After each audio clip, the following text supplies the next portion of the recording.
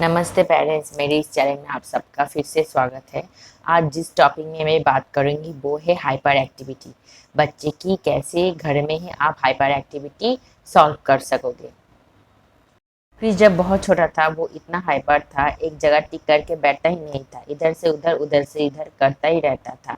पर gym ball exercise से वो धीरे धीरे बहुत हाइपर उसका बहुत कम डाउन हो गया। अभी भी थोड़ा है, पर वो उम्र के साथ एक्टिविटी के साथ धीरे धीरे सॉल्व हो जाएगा।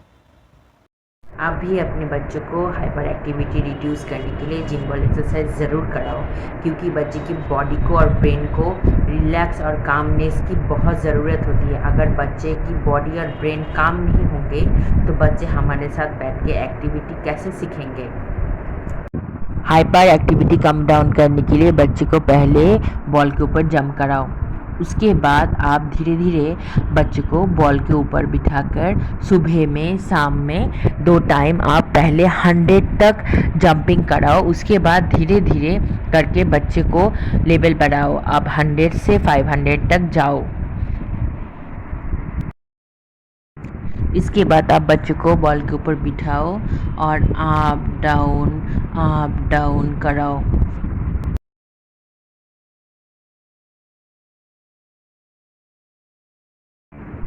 उसके बाद आप बच्चे को राइट लेफ्ट करके 1 से 20 तक काउंट करो। अब बच्चे को बॉल में ऊपर बिठाकर आप सर्किल करके घुमाओ, कभी राइट से लेफ्ट तक, कभी लेफ्ट से राइट तक। इससे बच्चे की body balancing, body awareness skill develop होती है। इसके बाद आप बच्चे को बॉल के ऊपर लेटाकर बॉल से अप डाउन कराओ। इससे बच्चे की हैंड मसल्स और लेग मसल्स स्ट्रॉन्ग होते हैं, क्योंकि हैंड में और लेग में इससे प्रेशर मिलता है। क्रिश को ये जिम बॉल एक्टिविटी मैंने 3 साल से स्टार्ट किया, क्योंकि थेरेपिस्ट ने बोला था, और जब तक सारी प्रॉब्लम सॉल्व नहीं हो जाती तब तक मैं कराऊंगी, क्योंकि उसको मैं अभी तक कराती हूँ।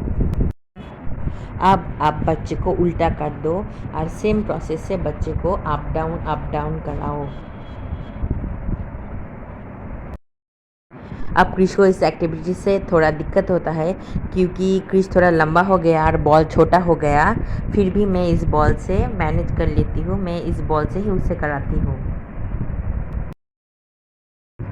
अब बच्चे को बॉल के रो पर लेटा दो और बच्चे के बैक पे आप प्रेशर करो। आप 1 से 50 तक काउंट करो और बच्चे को ऊपर प्रेशर दो। इसके बाद आप बच्चे को इस पोजीशन में रखो और 1 से 100 तक काउंट करो, क्योंकि इससे बॉडी का बैलेंस हैंड में रहता है और हैंड फ्लैपिंग सॉल्व होता है धीरे धीरे करके। ये एक डीप प्रेशर एक्सरसाइज है। आप बच्चे को लेटाओ और बच्चे के लोअर बॉडी में आप 1 से 50 तक काउंट करके बॉल को धीरे धीरे करके प्रेस दो। इससे बच्चे की जो बॉडी में जो बेचैनी रहती है वो धीरे धीरे करके सॉल्व होती है। इस तरह से ही आप बच्चे की राइट हैंड में बॉल से 1 से 50 तक काउंट करके प्रेस करो। उसके बाद आप दूसरी हाथ में भी बॉल से प्रेस कर सकते हो।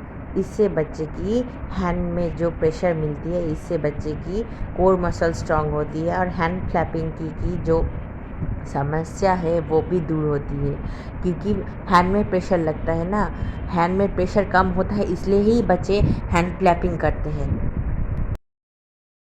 अब बच्चे को उल्टा लेटने के लिए बोलो और ठीक ऐसे ही पोजीशन में आप बच्चे को बॉल से धीरे धीरे करके 1 से 50 तक काउंट करके प्रेस करो। अब हैंड में भी प्रेस करो, राइट हैंड में 50, लेफ्ट हैंड में 50।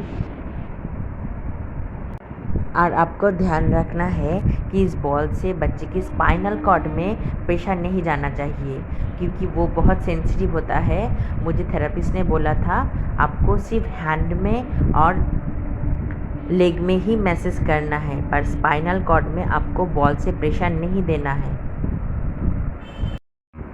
अब ये सारी एक्टिविटी आप बच्चे को कंबल में रैप करके भी डीप प्रेशर दे सकते हो।